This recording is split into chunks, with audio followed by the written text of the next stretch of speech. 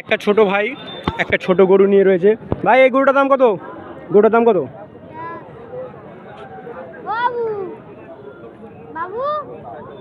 ও এখন ওর বাবুকে জিজ্ঞাসা করছে কত দাম। 12,500 টাকার গরু দাম বলছে ক্রেতা। তো চাওয়া দাম, এটা দাম কম বেশি হবে। তো গরুটা দেখতে পাচ্ছেন কত বড় গরু, আপনারা ওপরে তুলে দেখাতে বলছে। তো দেখুন ওপরে তুললো গরুটা, কত সুন্দর একটি দেশি গরু। 12,500 টাকা চাওয়া দাম চেয়েছে বিক্রেতা, আপনারা কম বেশি করতে পারেন। আজকে হাটে খুব একটা গরু ওঠেনি, তারপরও কম বেশি কিছু উঠেছে। এগুলো উড়িষ্যার গরু আছে। তো দেখতে পাচ্ছেন জোড়া গরু, বিক্রেতা চেয়েছে 46,000 টাকা জোড়া গরু উড়িষ্যার।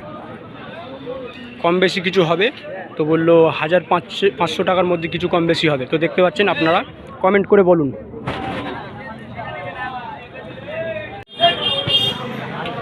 বিক্রেতা ভাইয়ের সাথে কথা চলছে এখানে। ক্রেতা ভাইয়ের দুটো ক্রেতা ভাই এখানে রয়েছে।